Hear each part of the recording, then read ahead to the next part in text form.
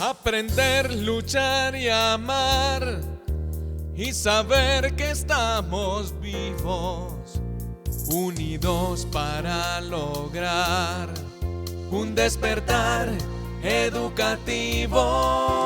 Se ilumina el sendero con la luz de un nuevo día y avanzamos al futuro con el empuje de Adidas. Saludo cordial, Magisterio Antioqueño, colombiano, comunidad educativa en general. Un placer acompañarlos nuevamente en una misión más de Despertar Educativo. Hoy originando nuestro programa desde el Teatro Luis Felipe Vélez Herrera, en compañía del periodista Marcelo Montoya. Marcelo, bienvenido. Sebastián, a usted y a todos los televidentes un saludo cordial y como usted lo menciona, nos encontramos desde el teatro donde se cumple la versión 14 del encuentro de diversidad, etnoeducación y estudios afrocolombianos con una masiva participación de maestros y maestras. Desde AIDA siempre apostándole a la reivindicación de los derechos desde lo pedagógico y también reivindicando la memoria, la lucha de toda la población afro. Vamos a continuación con nuestros titulares. Bienvenidos.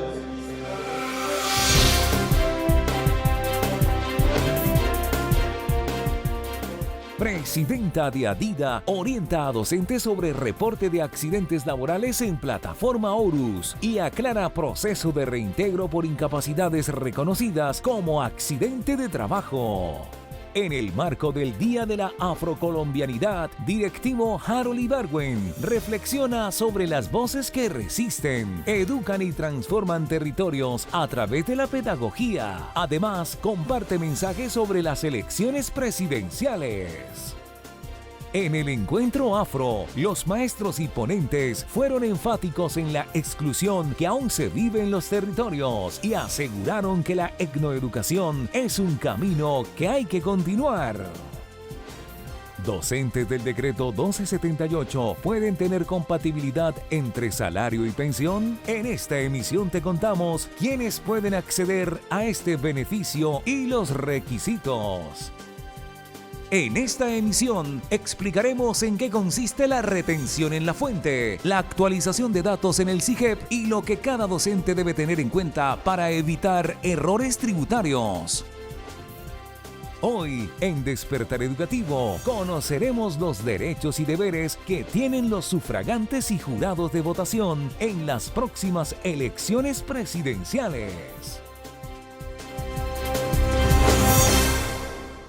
Y a propósito del encuentro de diversidad que se cumple en Adida, un estudio revela que en Colombia hay más de 11.000 maestros y maestras afrocolombianos.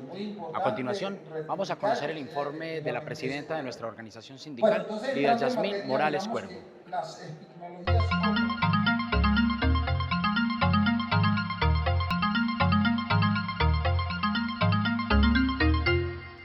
Compañeros maestros, maestras y comunidad educativa, un cordial y caluroso saludo.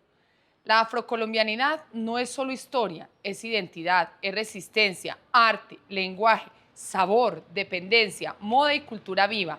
En conclusión, es una huella imborrable en la construcción de nuestra nación.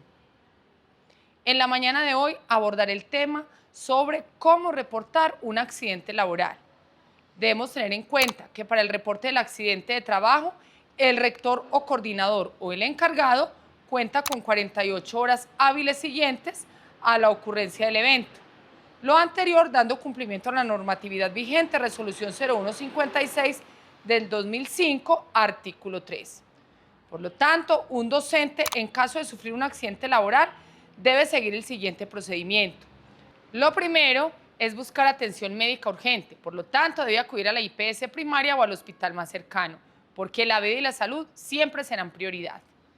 Segundo, seguidamente debe comunicarle al rector o al coordinador, pues ellos deben saber que el educador sufrió un accidente laboral. Tercero, posteriormente, el rector deberá diligenciar en la plataforma Horus el formato FURAT para realizar el reporte correspondiente. Para ingresar a la plataforma Horus, lo puede hacer a través del enlace que aparece en pantalla.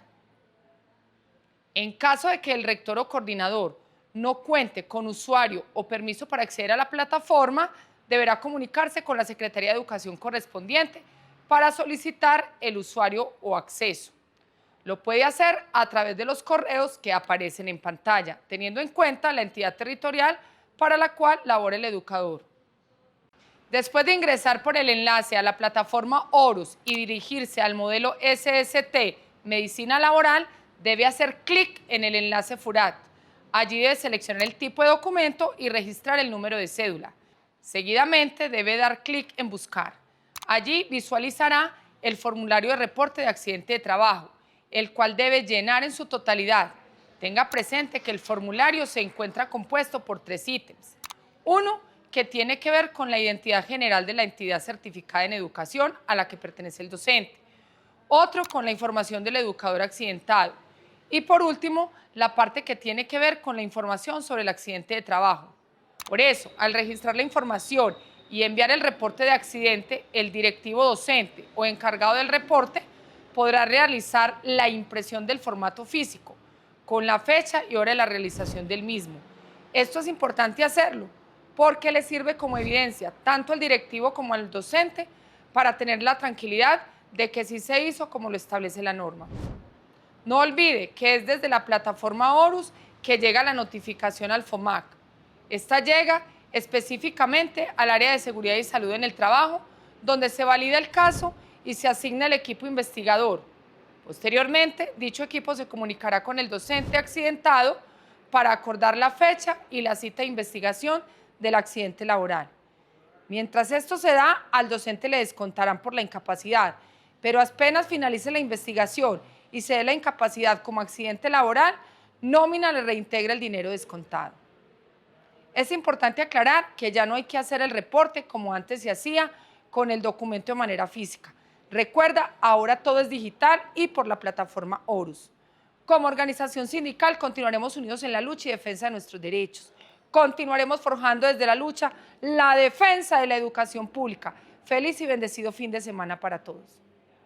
Despertar educativo. La llamada compatibilidad entre salario y pensión ha despertado dudas entre los docentes que se encuentran vinculados bajo el decreto 1278. Aunque expertos aseguran que pueden aplicar en ciertos derechos, hay que tramitarlo y este será aplicado bajo decisión judicial.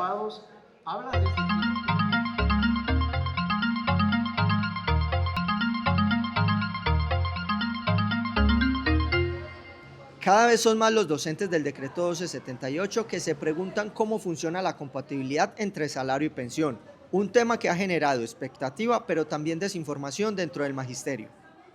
La compatibilidad es que el docente en el momento en que sigue activo pueda recibir su salario pues, por la prestación de su servicio, pero a su vez recibir pensión como una contraprestación también pues, por el tiempo laborado que llevaba.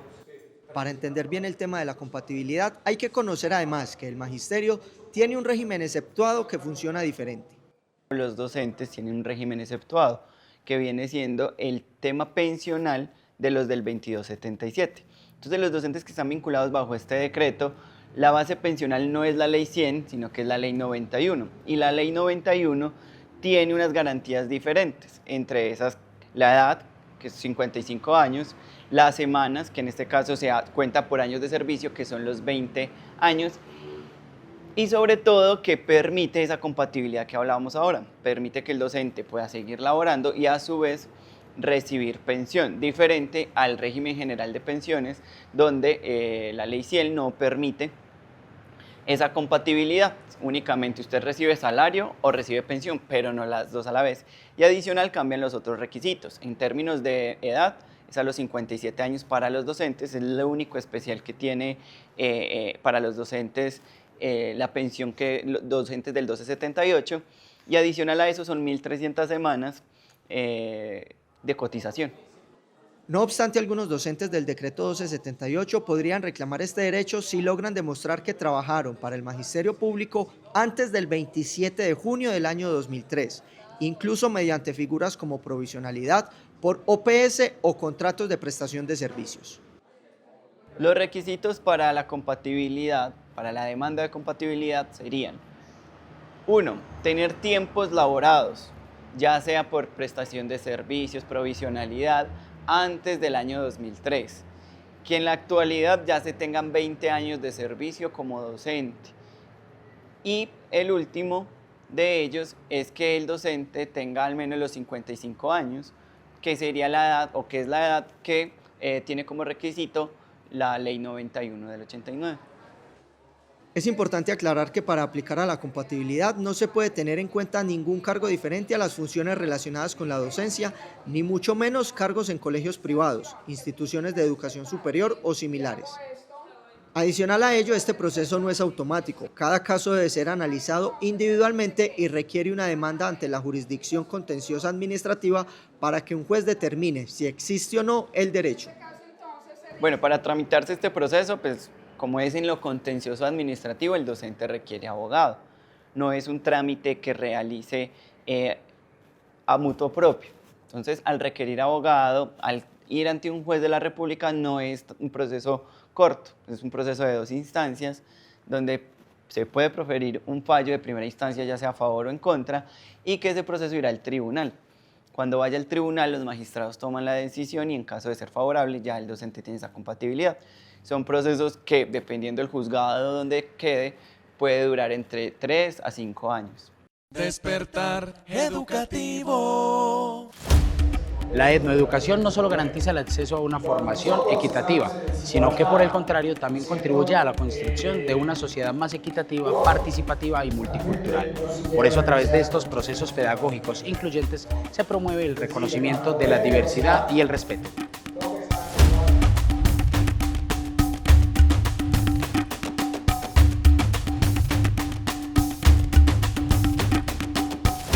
La exclusión sigue estando visible en los territorios y los procesos pedagógicos de etnoeducación deben ser el camino para generar espacios de reconocimiento, aceptación y transformación sin límites, que permitan un trabajo acertado en las sociedades, llevando a que desde la escuela se entiendan los conceptos de diversidad y respeto. El racismo todavía está en los pequeños gestos, el hecho que te llame negra esto, negra aquello. Como estamos hablando del tema de la escuela, el hecho que los chicos aún se insulten como este negro esto, este negro, esto negro aquello, se nota que todavía hay racismo y se nota que si no se trabaja, como insisto, desde la escuela, desde las aulas, desde la educación, en esa inclusión y en esa aceptación de esa influencia afro que tienen todos aquí, entonces siento que falta, pero sí está bastante marcado. Y toca seguir trabajando y echarle todavía mano a ese tema precisamente de los niños, que son los que al final de cuentas van a ser la generación del futuro. Y yo creo que todavía falta trabajar. Hay debilidad todavía en ese tema, pero se trabaja en eso y precisamente la escuela es el espacio donde debemos abordar esos temas para que realmente haya una verdadera inclusión, tanto aquí en Medellín como en el mundo. Debido a que venimos con un legado estructural donde nos han hecho creer que nosotros, las personas de pronto que no somos eurocentradas, tenemos que vivir pues, en condiciones peores. Y hasta nosotros mismos que somos afros o tenemos este tono de piel, nos excluimos los unos a los otros, por decir algo, porque el uno tiene un tono de piel más oscuro que el otro, o porque el uno habla de una forma diferente al otro. Y debemos hacer un trabajo bastante fuerte. Por ejemplo, vemos cátedra de etnoeducación, ¿cierto? Pero vemos que eso no impacta en los niños y no vemos de que eso que se quiere presentar o que se quiere que los niños aprendan se evidencie en el día a día, porque se sigue viendo exclusión, se sigue viendo cosas que no son adecuadas, no vivimos en paz, a pesar de que ese es como el tema que todos los días hablamos desde las diferentes ópticas. Eso no se puede desconocer que en Colombia existe un racismo estructural debido a las pocas posibilidades que se han tenido como etnia y los que en algún momento han tenido la posibilidad de escalar y llegar a grandes posiciones, a pesar de sus méritos, han sido y se ha notado la exclusión.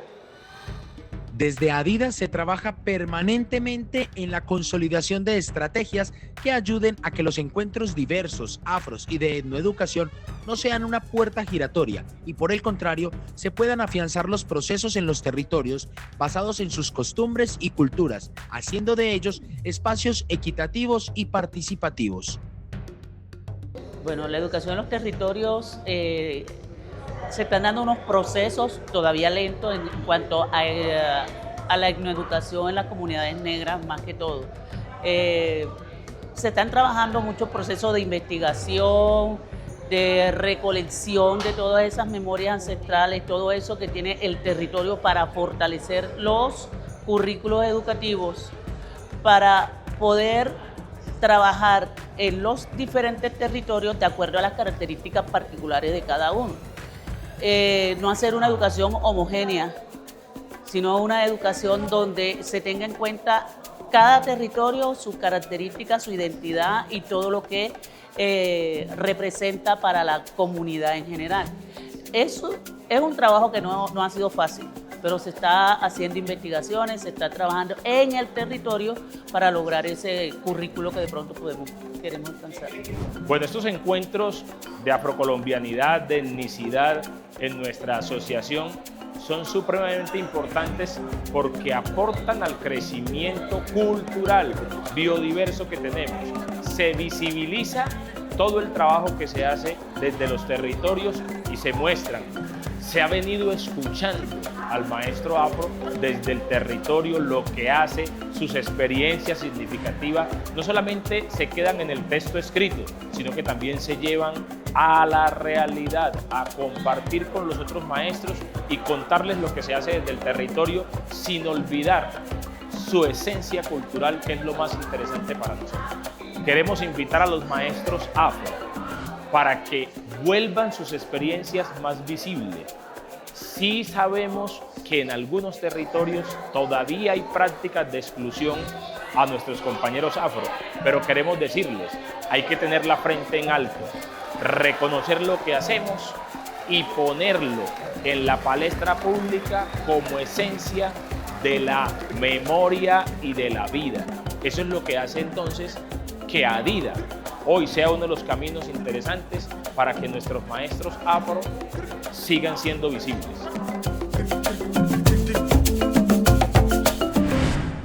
Es importante recordar que el próximo domingo no tendremos programa de Despertar Educativo por las elecciones presidenciales. A propósito de este proceso electoral, también hay que hablar de los derechos y deberes que tienen tanto los sufragantes como los jurados de votación.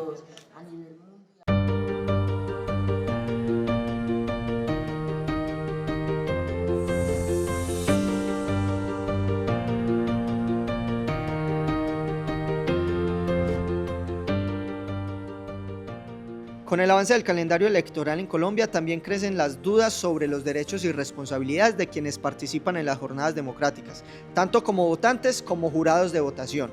Más allá de ejercer el derecho al voto, la legislación colombiana contempla beneficios y obligaciones que buscan fortalecer la participación ciudadana. Las personas que sufragan pueden acceder a diferentes estímulos establecidos por la ley. Entre ellos se encuentran descuentos en trámites como la expedición del pasaporte, duplicados de la cédula y la libreta militar. Además, quienes votan pueden obtener beneficios educativos como descuentos del 10% en matrículas en instituciones oficiales de educación superior y ventajas en procesos de adjudicación de becas, subsidios de vivienda y concursos públicos en casos de empates. Asimismo, los ciudadanos que ejerzan su derecho al voto tienen derecho a media jornada de descanso compensatorio remunerado, la cual puede ser acordada con el empleador para facilitar la participación democrática de los trabajadores. De igual manera, quienes prestan servicio militar también reciben incentivos. Los soldados bachilleres y auxiliares bachilleres pueden obtener una rebaja de un mes en el servicio obligatorio, mientras que los soldados campesinos y regulares tendrán una deducción de 2 meses. En cuanto a los jurados de votación, la Registraduría recuerda que esta labor es de carácter obligatorio y fundamental para garantizar la transparencia electoral.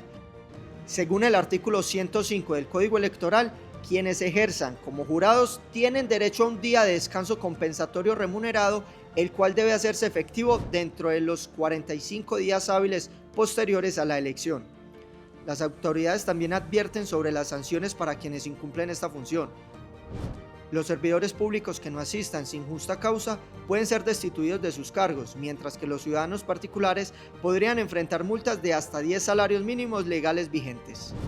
La participación electoral no solo representa un deber democrático, sino también una oportunidad para fortalecer la ciudadanía, ejercer derechos y contribuir activamente a las decisiones del país.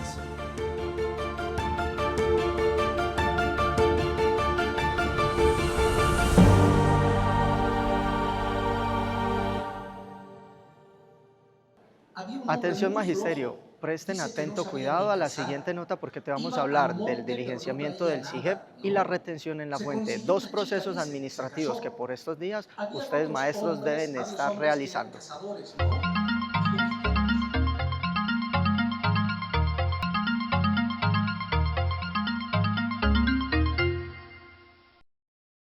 La retención en la fuente y la actualización del SIGEP siguen generando dudas entre los docentes. Expertos recomiendan revisar descuentos, soportes tributarios e información laboral para evitar errores e inconsistencias administrativas. La retención en la fuente es un mecanismo tributario que funciona como un anticipo del impuesto de renta y se calcula según los ingresos y condiciones económicas de cada trabajador. Lo primero que deben entender es que esto es un impuesto anticipado de renta, la cual cada docente vinculado laboralmente que supere los topes establecidos queda grabado para que le hagan esta retención en la fuente, donde debe tener en cuenta ciertos criterios como los salarios, rentas exentas o deducciones para poder hallar la base la cual se le practica mensualmente. A todos los docentes se les realiza el proceso de retención, pero no todos los docentes tienen el mismo descuento. El cálculo depende de variables como el salario, deducciones permitidas y beneficios tributarios que pueden modificar la base sobre la cual se aplica la retención. A todos se les hace el estudio para saber si aplica o no aplica retención en la fuente.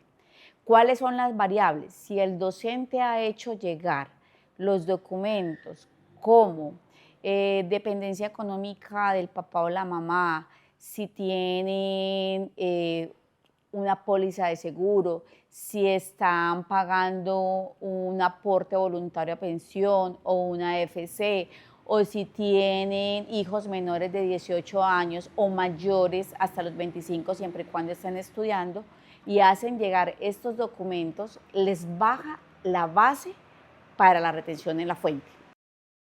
Los docentes provisionales deben realizar el mismo proceso de revisión tributaria y actualización de información.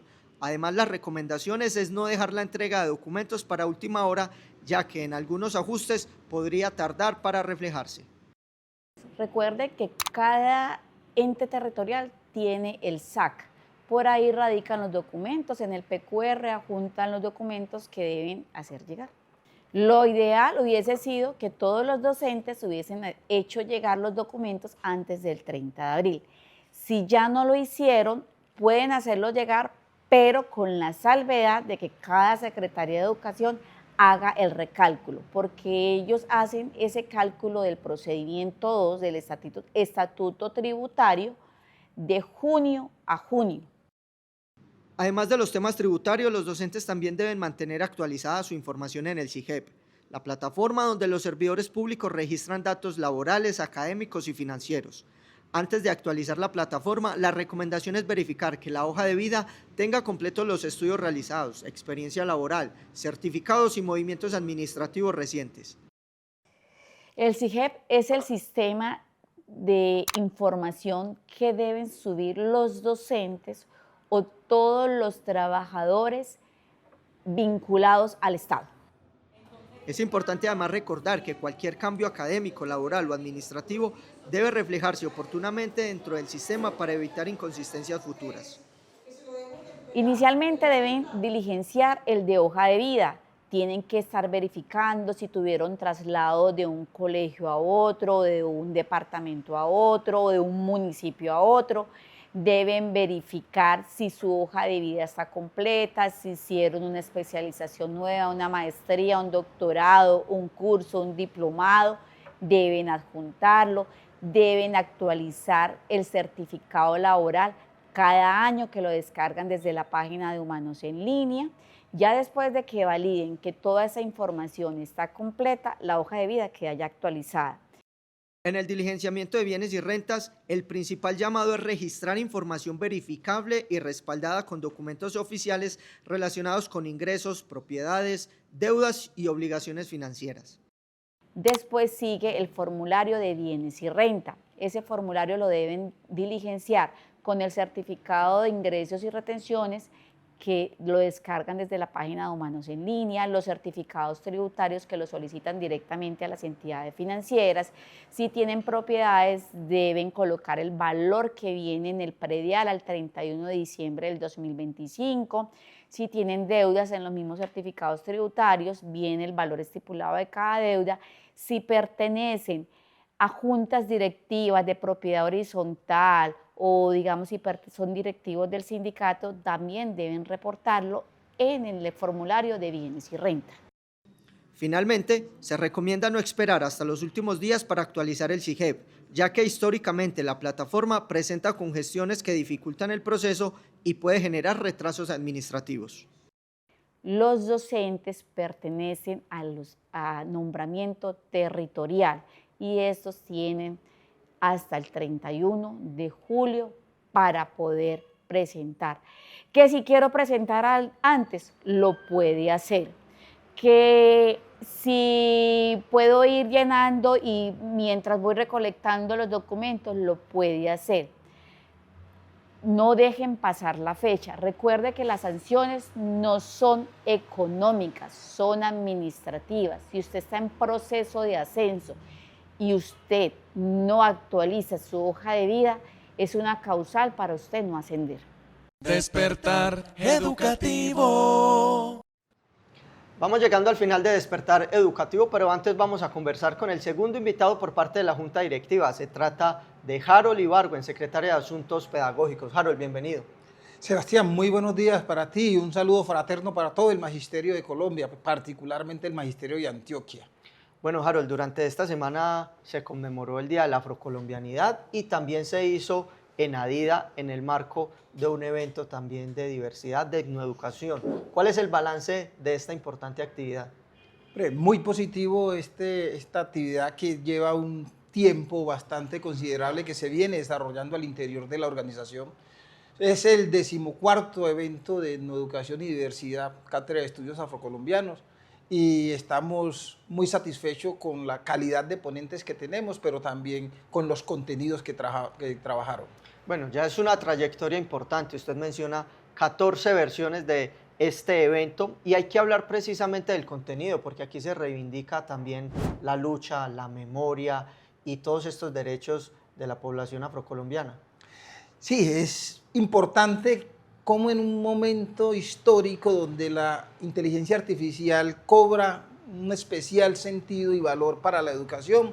Nosotros en este 14º encuentro hemos querido reivindicar las epistemologías otras, la memoria como un asunto y una herramienta fundamental para construir sentido.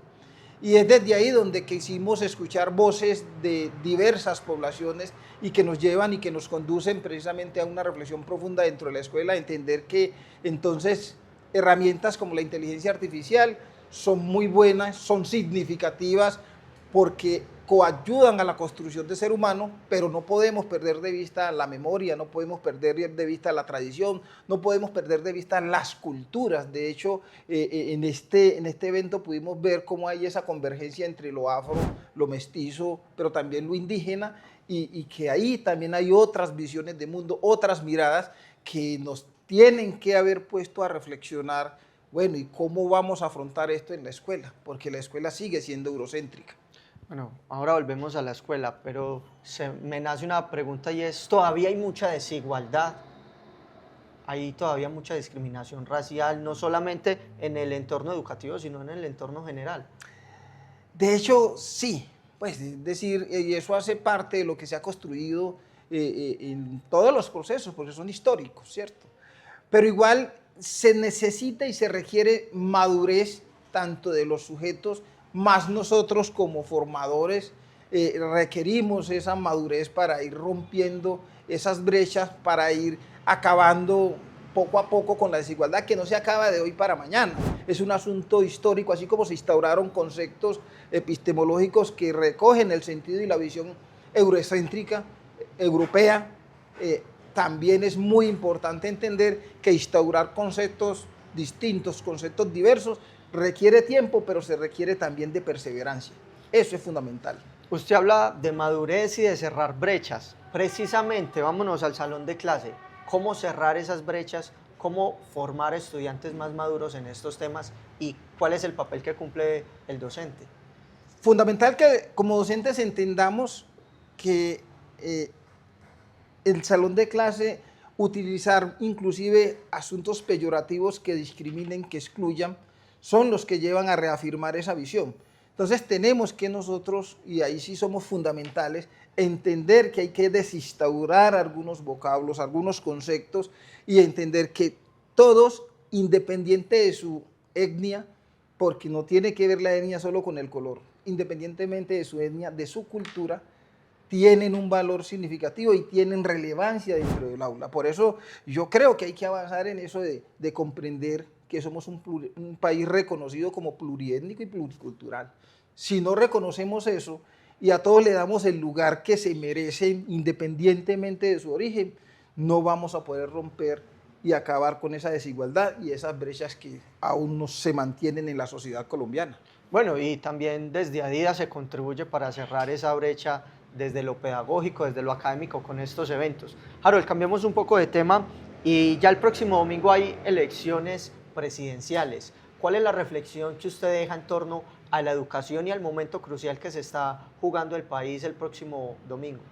Muy importante la pregunta porque es un asunto de análisis. Yo creo que hoy quienes estemos en la decisión de mirar a quién se elige, tenemos que pensar que los discursos del odio, los discursos de la violencia, los discursos que polarizan no son los discursos que efectivamente van a contribuir a resolver el asunto del país, ¿cierto? Ahí me parece que tenemos que reflexionar en torno a qué es lo que requiere nuestro país, cuál es el camino que debemos seguir y entender entonces que es fundamental, por ejemplo, pensar que desde la educación se comprenda que no se enseña la cultura, sino las culturas. Se debe romper con la brecha entre lo rural y lo urbano. Se debe acabar con la desigualdad inclusive en el uso y manejo de lo tecnológico. Se debe pensar que necesitamos un país realmente donde se construya, digamos, equidad. Y si hay equidad, seguramente vamos a tener un país más tranquilo, más en paz, digamos, de otra manera. Entonces, es pensar en ese tipo de cosas, en ese tipo de análisis, reflexionar y no dejarnos llevar ni por el odio, ni por la mezquindad de uno o de otro. Es conducirnos y saber que necesitamos un país distinto, un país diferente, un país donde de alguna manera podamos avanzar en la construcción de un sentido donde todos quepamos. Bueno, importante reflexión en torno a lo que se juega la próxima semana, repetimos, con las elecciones presidenciales. Harold, muchas gracias por estar en este espacio. Gracias a ustedes, Sebastián, feliz y satisfecho de estar y compartir con ustedes y con el público que hoy nos ve en Despertar Educativos. Bueno, de esta forma terminamos nuestro programa. Recuerden que nos pueden ver todos los domingos en punto de las 7 de la mañana por el canal regional Teleantioquia y a través de todos los medios, canales oficiales, redes sociales de la organización sindical. Que tengan todos y todas feliz resto de día.